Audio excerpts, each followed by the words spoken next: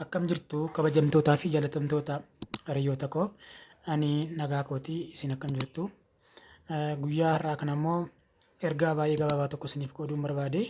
Ergaan koos hanguma guyyaa guyyaan teknooloojiin babal'ataa deemu hanni yookaan immoo yakkii intarneetii guyyuma guyyaan babal'ataa deema. Kanaaf nutis of eeggachuu qabna. Tokko tokkoon keenya hanguma moobaayilii keenya yookaan immoo kompiitara keenya intarneetiitti konneektii goonutti yookaan appilikeeshina garaa garaatti konneektii goonutti yakka kanaaf yookaan hanna kanaaf saaxilamoodha.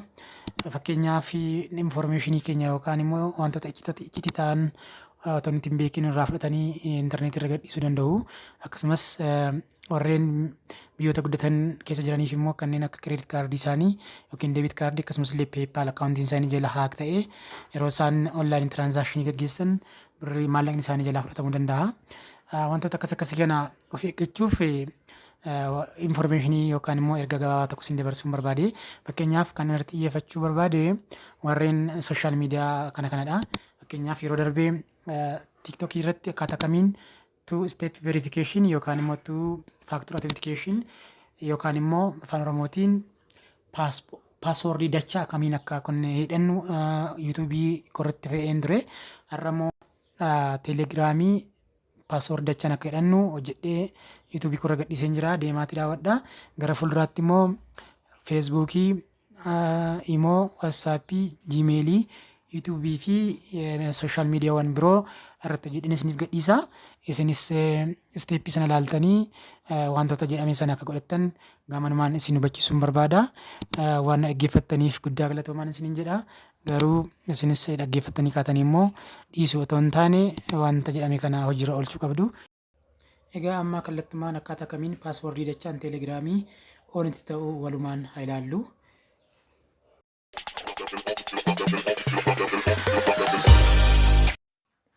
Akkam jirtu kabajamtootaa fi jaalatamtoota hiriyoota koo. Har'as akkuma tiiktookii keessatti waliin ilaalle teelegiraamii keenya akkaataa kamiin akka two-step verification akka banan waliin ilaalla. Kana gochuuf teelegiraamii keenya erga bannee bakka sarara sadii kana waliin tuqna. Itti aansinee seetingii bakka jettu kana kilik goona. Itti aansuudhaan bakka kana kilik goona. Achii kunoo two-step verification ooftee jira. Kana banuu qabna. Kana kilik gadi goona. Okay. Sana booda bakka kana paaswoordii nu gaafata. Paaswoordii cimaa ta'e galchuu qabna. Ammas paaswoordii isa jalqaba irra deebii galcheedha. Kunoo bakka kanatti galchina akkuma kana. Itti aansinee bakka kanatti immoo hintii paaswoordii galcheedha. Skippis gochuu dandeessu opshiniidha waan ta'eef garuu akka yaadattaniif paaswoordii isa jalqabaa qubee jalqabaa galchuu dandeessu. Yoo barbaadanis irra skippachuu dandeessu otoo hin galchiin. Zeen next jettu. Itti aansitanii rikeverii imeelii gaafata. Yoo paaswoordii irraanfattan karaa achi isinii ergama jechuudha. Kunoo bakka kanatti imeelii keessan barreessitu. Erga barreessitanii booda kunillee ammas opshinii waan ta'eef skippachuu dandeessu. Next jettu itti aansitanii. Next jenna. Sana booda verification koodiin imeelii keenya keessatti nuuf ergama waan ta'eef gara jiimeelii deemnee haa ilaallu. Kunoo jiimeelii bannee bakka kana yoo dhufnu kunoo bakka kanatti teelegiraamii irraa nuuf ergamee jira koodiin dijiitii 6 qabu. Dijiitii 6 kana fuuneeti bakka nu gaafa sanatti galchina. Bakka kana fidna.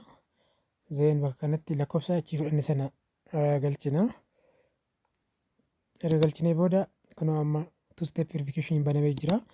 Hattuun yoo bilbila keenya argate kana seenuu hin danda'u jechuudha. Kunoo on ta'ee jira. Bakka kanaa seeknoora keessatti notification nuuf galee jira. Teelegiraamii keessatti two step verification banamee jira jedhee kun nu ergee jira. Akkasumas illee teelegiraamii keessattis nu erguu danda'a. Zeen kunoo amma oonidha. Of gochuuf osoo kana kilik gootu. Itti aansitanii paaswoordii isa jalqaba ittiin bantan galchitu ofirraa balleessuuf. Itti aansitanii bakka kana fida. Amma cuftanii jirtan of bira. Yoo barbaachisaa ta'es kunoo paaswoordii jijjiiruu dandeessu, imeeliis jijjiiruu dandeessu. Akkasumas illee disable permanently illee akkasiin hin gaafanne gochuu dandeessu. Kunoo bakka kana tuqxu disable jettu kunoo gara gadiitti sin gaafata. Disable. Akkuma kana gootaniin kunoo off ta'ee jira. Akkasumas illee miseejiin karaa SMS akkasumas karaa teelegiraamii akka inni cufamee jiru kunoo bakka kanatti nu beeksisa akkuma asirraa argaa jirru. Egaa akkuma mata duree kana xumurreen ammas odeeffannoo dabalataa lamaan sadan tokko isiniif kenna. Odeeffannoon kun jalqaba kunoo teelegiraamii keenya paaskoodiitiin hidhuu dandeenya. Fakkeenyaaf akka kana kilik godheen paaskoodiin yaadachuu danda'u abbaa dijiitii 4 galchaa. Fakkeenyaaf 855 jechuun ni danda'a. Kun amma banamee jira. Kana isin mataa keessanii galfattu. Yoo barbaaddanis fiingar piriintiitiin banuu dandeessu. Awutoo kiliik akka inni ta'uuf immoo bakka kana ajjeesti gootu. Kun awutoo kiliikiin amma disaabil ta'ee jira kana inaabil gootu. Fakkeenyaaf amma daqiiqaa tokko booda, daqiiqaa 5 booda, sa'aatii tokko booda, sa'aatii 5 booda jettanii akka kanaatti inaabil gootu. Akka kootti ergan teelegiraamii kun fayyadamee xumuree daqiiqaa 5 booda akka automaatikaalii look of godhuun kun bakka kanatti seet godhee deenan jedha.